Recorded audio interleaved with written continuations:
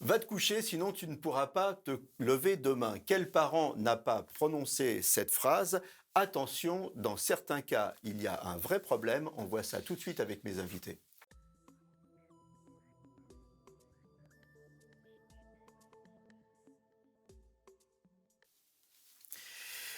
Alors, vous avez sans doute dit, tu devrais aller te coucher plus tôt, tu pourras pas te lever demain, ou encore, c'est pas vrai, tu es encore devant ton ordi alors qu'il y a cours, demain.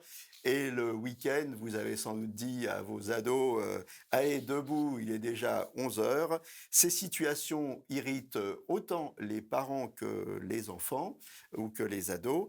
Attention, dans certains cas, il y a un vrai problème, trouble de l'endormissement chez l'enfant et chez l'ado, c'est notre sujet du jour. Et pour en parler avec moi sur le plateau, le docteur Eric Konofal. Eric Konofal, vous êtes médecin spécialiste des troubles du sommeil et des troubles du comportement au Centre pédiatrique des pathologies du sommeil Robert Debré. Vous êtes aussi auteur de Histoire illustrée de l'hyperactivité. Et par Zoom, on a avec nous Alexis. Alexis qui est Bonjour. notre témoin du jour. Bonjour Alexis, comment ça va? Bonjour. Oh, très bien, merci. Très bien. Bon, vous avez bien dormi Alexis? Très bien. Bon, vous êtes en forme alors. Alors Alexis, vous avez 16 ans. Oui. Vous êtes un grand prématuré. Vous êtes, c'est quoi un grand prématuré? Bah, c'est une personne qui naît très très tôt et qui n'est pas encore fini d'être développée. Il manque des choses au niveau de l'organisme et la maman accouche prématurément Et dans votre cas, dans c'était à quel mois? de 6 mois et demi. 6 mois et demi. Vous avez eu des difficultés de sommeil depuis la naissance et vous avez été diagnostiqué hyperactif à 8 ans, hein, c'est ça? Oui. Bon. Et pour vous, c'était compliqué de s'endormir depuis le début en fait, non? Oui, mais au départ, comme j'étais petit, je ne m'en rendais pas trop compte. Et au fil du temps, je me suis rendu compte que je ne pouvais pas tout de suite m'endormir. Et au bout d'un moment, ça ne devenait plus possible. Donc, j'étais de plus en plus fatigué. Euh, Quand j'allais en cours, je ne me sentais pas très bien parce que j'avais un gros manque de sommeil. Et je me couchais assez tôt le soir pour aider un petit peu à cette fatigue. C'était quoi? Vous aviez pas envie de vous mettre au lit ou alors, quand vous étiez au lit, vous n'arriviez pas à vous endormir? C'était plutôt que je n'arrivais pas à m'endormir quand j'étais au lit. Et pourquoi vous n'arriviez pas à vous endormir? Parce que j'avais toujours envie de bouger, faire quelque chose parce que quand j'étais dans le lit, j'étais immobile. Du coup, je voulais toujours toucher quelque chose, aller courir dans tous les sens, tout ça. Et ça, c'était l'hyperactivité déjà? Oui, en grande partie. Oui. Et il y avait, et c'était la seule raison ou alors vous pensiez aussi à des choses? Il y avait comme un stress, du style, «Qu'est-ce que je vais faire à l'école demain?» ou enfin des choses comme ça? Mais c'était plutôt le stress de l'école que si j'ai pas des bonnes notes, tout ça.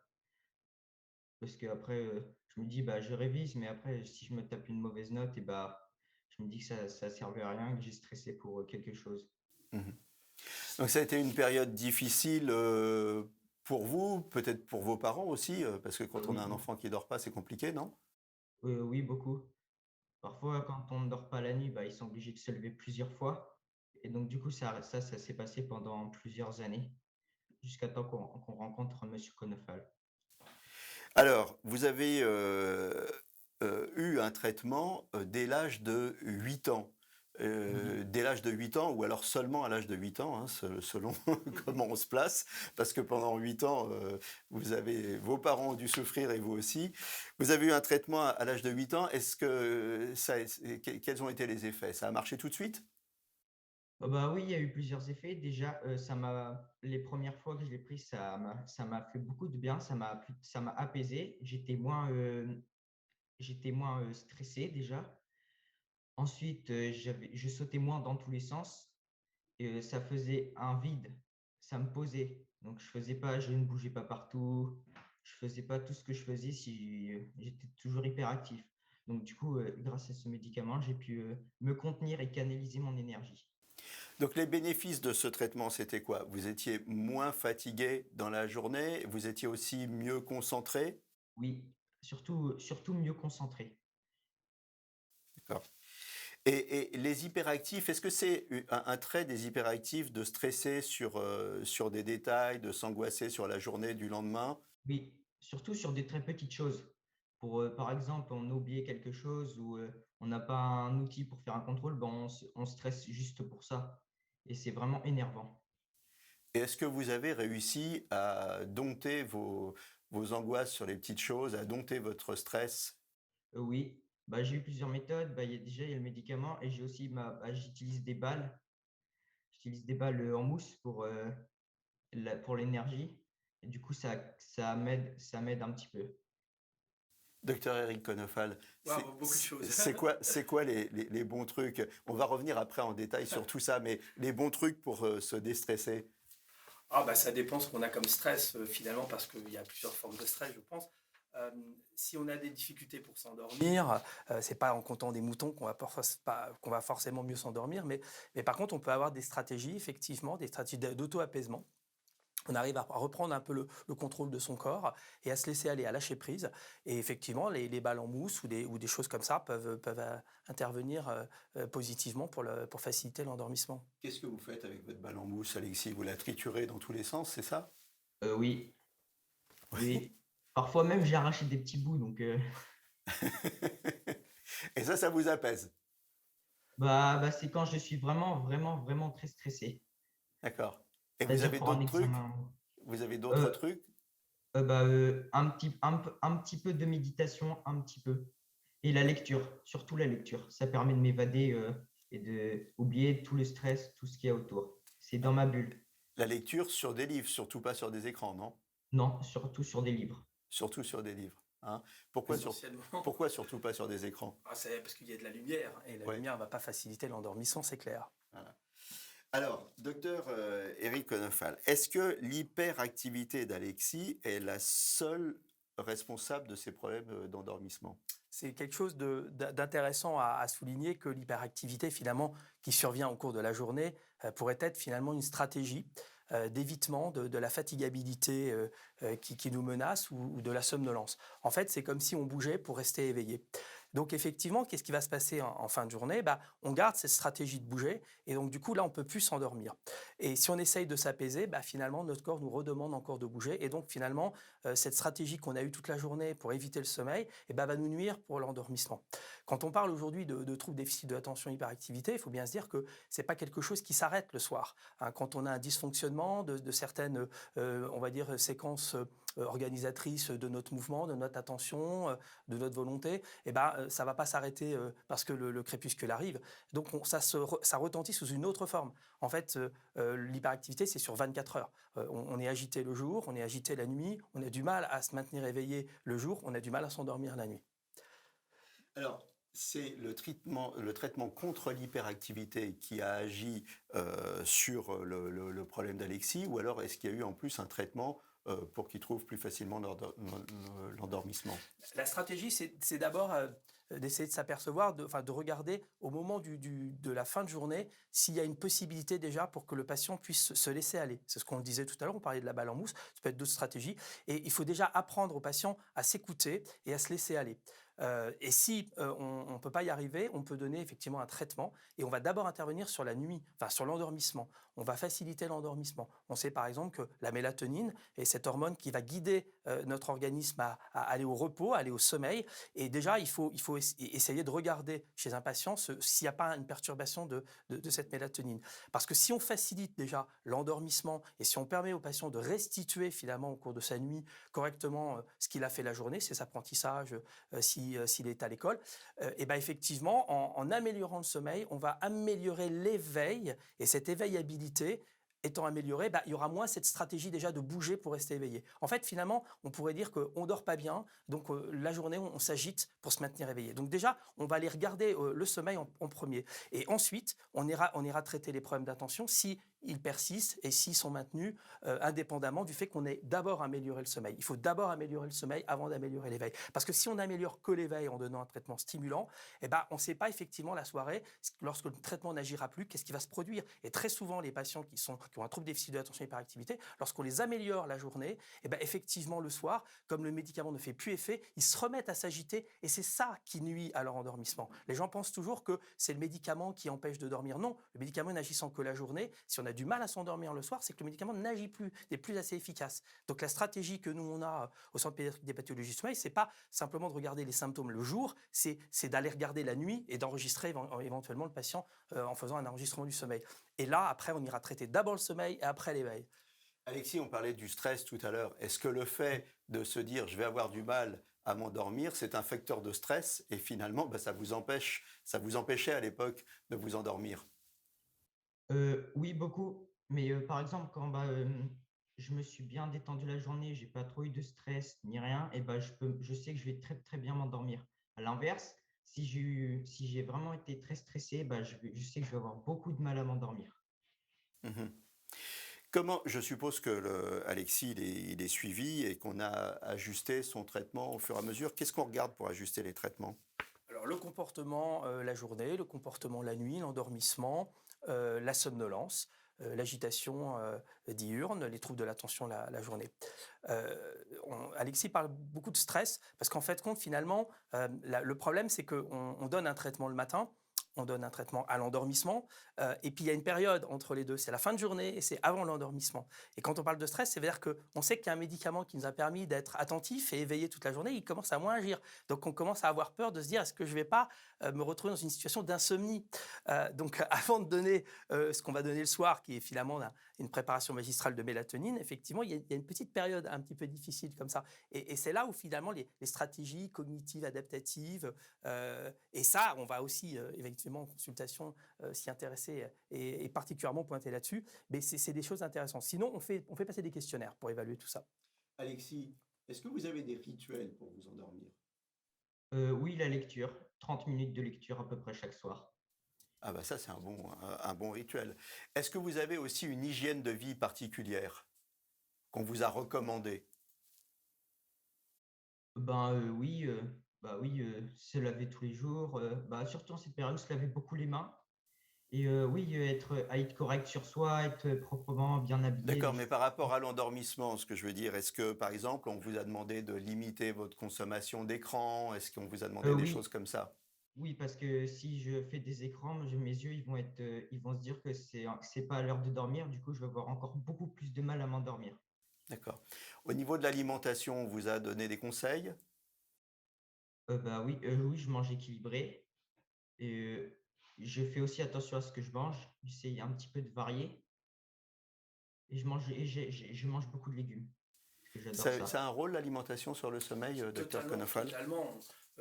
Alexis avait par exemple une carence en fer. On sait que par exemple la carence en fer entretient les symptômes d'hyperactivité, peuvent aussi déclencher des symptômes qu'on a le soir, qu'on appelle le syndrome des jambes sans repos, et des mouvements au cours de la nuit qu'on appelle des mouvements périodiques des membres inférieurs. Donc il faut effectivement regarder, quand on fait la checklist de tout ce qu'il faut faire, il y a des bilans biologiques, prise de sang donc, et on déconseille effectivement un certain nombre de choses. Le soir, par exemple, l'abus de substances éveillantes, Coca-Cola ou thé ou café, ça peut arriver que même des adolescents en prennent.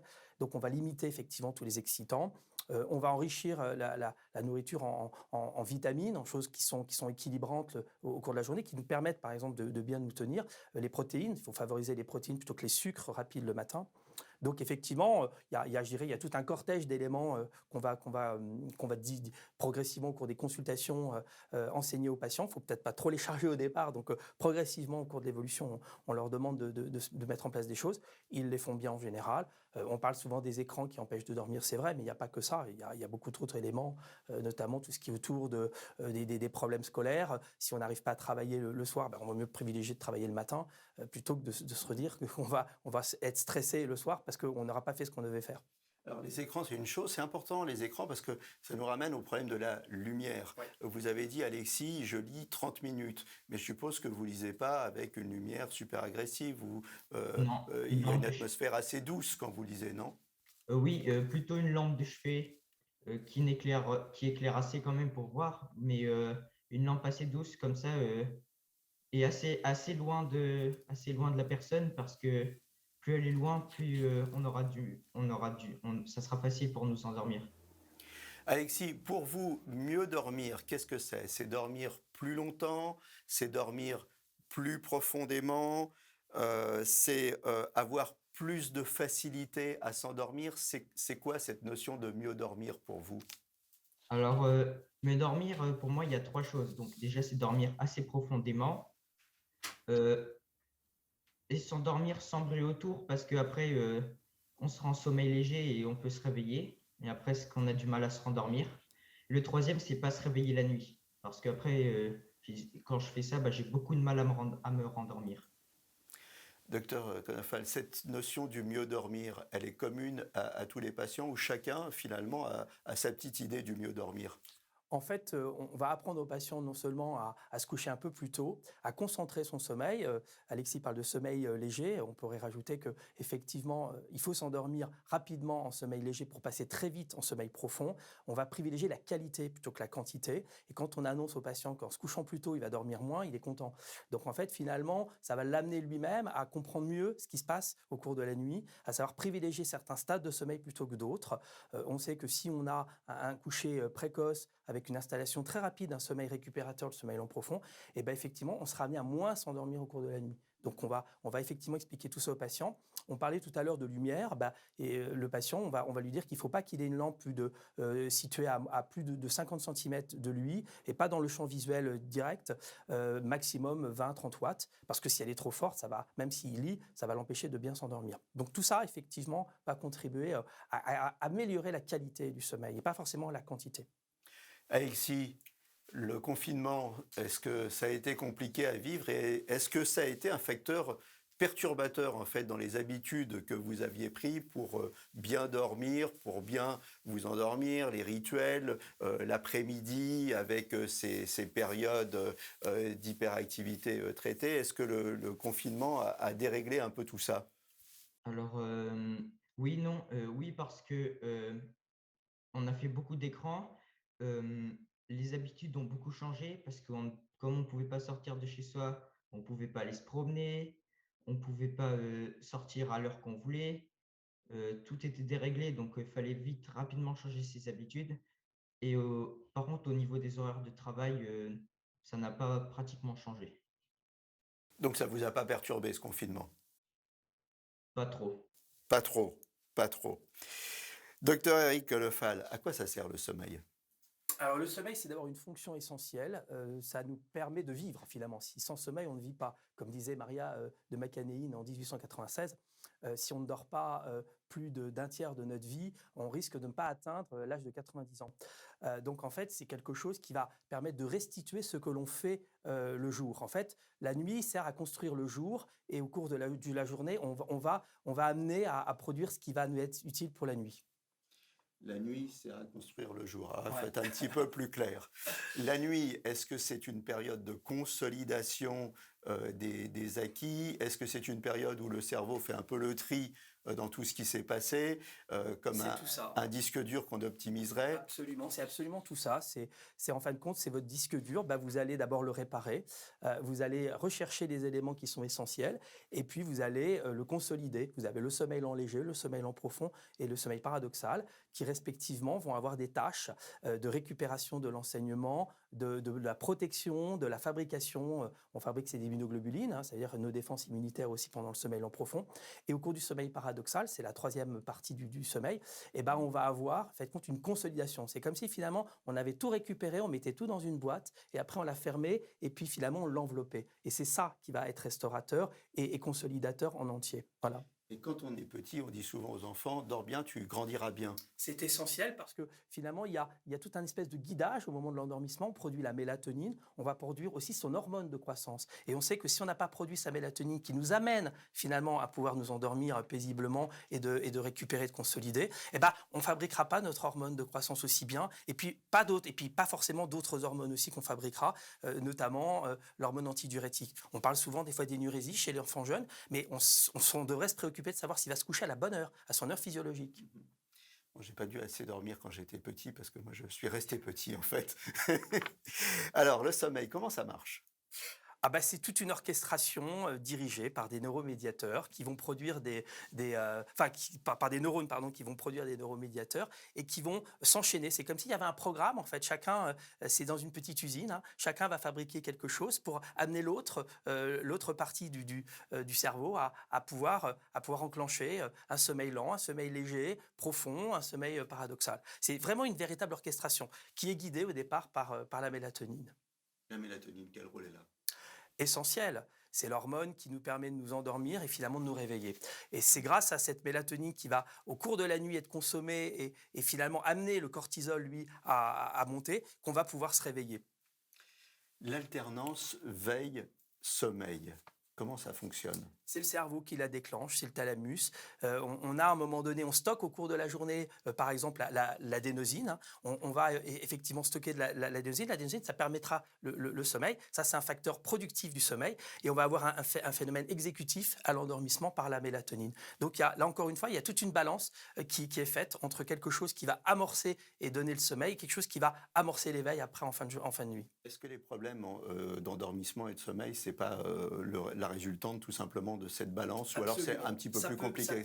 C'est compliqué, c'est plus compliqué. Oui, mais on en arrive quand même à ça. Ça veut dire que, par exemple, si on a trop d'excitants dans la journée, eh ben, on va empêcher notre corps de fabriquer de l'adénosine et donc du coup, on va avoir du mal à s'endormir. C'est pour ça que si on prend trop de café, par exemple, bah, on va pas pouvoir s'endormir à cause de ce frein qui est mis sur l'adénosine. Comment on fait pour savoir où on en est? Où on fait des dosages? Alors, on peut faire des dosages. Après, on peut aussi faire des enregistrements du sommeil parce qu'on sait que certaines ondes sont produites à l'éveil et d'autres pendant les stades de sommeil, pendant le sommeil profond, sommeil paradoxal. Il y a des ondes particulières qui sont émises. On peut les recueillir sous forme d'électroencéphalographie, de polysomnographie. Donc, on peut effectivement voir si la personne, à un moment donné, elle a un problème plus sur l'éveil ou plus sur le sommeil ou sur les deux. Voilà, et là on voit où on en est. Absolument. Bon. On vous a fait ça, Alexis? On vous a fait des dosages? On vous a fait des... Oui? Qu'est-ce qu'on vous a fait?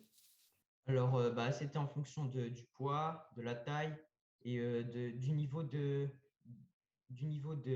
quantité. C'est-à-dire, selon le degré de la personne, bah, pour sa physionomie, sa personnalité et son degré de maladie pour l'hyperactivité, si on a plus d'hyperactivité que d'autres ou pas. Alors, on arrive bientôt à la fin de l'émission. On va donner quelques repères hein, aux gens. Alors, la durée de sommeil en fonction de l'âge. Le tout petit, le nouveau-né, lui, il dort combien de temps à peu Il peut près? dormir 24 heures quasiment. Et puis, au cours, d'ailleurs, on a déjà la balance de l'organisation veille-sommeil, elle est faite déjà avant la naissance. Donc, à la naissance, on va surtout produire du sommeil et progressivement, au cours de l'adolescence, on va perdre ce sommeil, notamment le sommeil profond. Mais si on le perd trop vite, ça pourra donner une incidence sur, par exemple, l'insomnie ou sur des difficultés de sommeil. En moyenne, il faudrait qu'on dorme à peu près un tiers de la journée. Après, quand on est un bébé, bah, ça va être plutôt quasiment 100%. Et puis, quand on va devenir un peu plus vieux, eh ben, ce sera encore un peu moins. Voilà, plus on vieillit, finalement, moins on a besoin de sommeil. C'est pour ça que les personnes âgées, par exemple, ont besoin pas forcément beaucoup de sommeil. Mais par contre, si elles vont pas s'endormir à la bonne heure, eh ben, elles vont avoir une incidence sur leur état d'éveil la journée. Donc, globalement, un nouveau-né, c'est entre 14 et 17 heures. Absolument. Et un senior, c'est quand même 7 heures. Ouais, 7h20, la moyenne, en moyenne sur un adulte, c'est 7h, 7h20, ouais. Voilà. Quand on a des problèmes d'insomnie, à quel moment et qui consulter? L'insomnie, d'abord, c'est une plainte et c'est pas forcément quelque chose qui renvoie à un problème réel. On a beaucoup de gens qui se plaignent de mal s'endormir, mais parce que, par exemple, ils ne sont pas suffisamment éveillés le jour. On parlait tout à l'heure du confinement. Il faut savoir que dans le confinement, les gens restent très souvent chez eux, ne s'exposent pas à la lumière et l'absence de lumière va perturber ce qu'on appelle son rythme nictéméral, son rythme jour-nuit. Et donc, on va avoir effectivement un sommeil qui va être beaucoup plus mauvais. Donc, enfin, beaucoup plus mauvais, un sommeil qui va être moins récupérateur. Donc, encore une fois, c'est plus un problème de qualité plutôt qu'un problème de quantité. D'accord. Les difficultés d'endormissement, donc on l'a vu, hein, c'est souvent plusieurs causes. Qu'est-ce qu'on fait? À quel moment on a recours aux somnifères? À quel moment on a recours à des calmants, à des antidépresseurs? On a recours à quoi? problème, c'est que quand les gens se plaignent de pas bien dormir en consultation, souvent, on va aller à la facilité, on serait amené à leur donner plutôt quelque chose pour les satisfaire. Seulement, on n'a pas identifié les causes. Les causes sont extrêmement diverses. Ça peut être des causes organiques, des causes psychosomatiques, des gens qui subissent des stress au quotidien, le harcèlement, ça peut nuire au sommeil. Ça peut être chez l'enfant, ça peut être des causes biologiques, ça peut être des causes organiques. Le reflux gastro-œsophagien du bébé, c'est-à-dire que quand on met en position couchée, il va avoir un reflux, il va avoir une acidité qui va remonter dans les bronches, ça va le faire tousser, ça va lui empêcher de s'endormir. Donc on peut avoir des causes qui sont extrêmement larges en fonction de l'âge, en fonction des situations. Mais on sait qu'aujourd'hui, finalement, les situations finalement les moins médicales sont finalement les plus problématiques des gens. C'est-à-dire qu'aujourd'hui, on souffre plus parce qu'on s'expose pas bien à la lumière le jour, parce qu'on stresse trop, parce qu'on a des choses dans notre vie qui n'arrivent pas à être diluées, et finalement, c'est ça qui nuit. Parce qu'en fait, ce que vous nous dites, c'est quand il y a une cause médicale, par exemple, on fait de l'apnée du sommeil ou des choses Oui, comme ça, voilà. elle Ça, est on traite. identifiée, elle Absolument. est claire. C'est facile à faire finalement. Mais c'est quand on ne sait pas pourquoi. Absolument. Hein. Et c'est souvent ce qui se passe en consultation. On n'a pas tous les éléments pour savoir pourquoi le patient a des problèmes d'endormissement. Bon, écoutez, on arrive au terme de cette émission. J'espère qu'on ne vous a pas endormi pendant cette émission et que vous avez au contraire appris beaucoup sur le sommeil et la qualité de sommeil. Merci beaucoup Alexis, merci beaucoup docteur Eric Konofal. Je rappelle que vous êtes médecin spécialiste des troubles du sommeil et des troubles du comportement au Centre pédiatrique des pathologies du sommeil Robert Debré. Vous êtes aussi auteur de l'histoire illustrée de l'hyperactivité. Voilà, ne laissez pas les problèmes de sommeil vous gâcher la vie. N'hésitez pas à consulter. À très bientôt pour un nouveau numéro de Capital Santé. Et d'ici là, portez-vous bien.